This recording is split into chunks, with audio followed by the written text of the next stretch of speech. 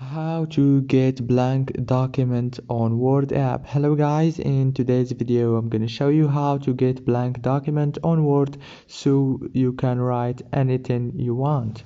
First thing you have to do is go to Word app. This is the home page as you can see right here. Now go to the top corner right here and click on the plus icon.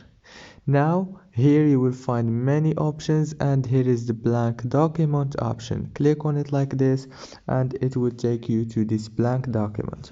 Now you can write anything you want from here, and after you finish writing and adding whatever you want, click in the top corner on those three dots and click save.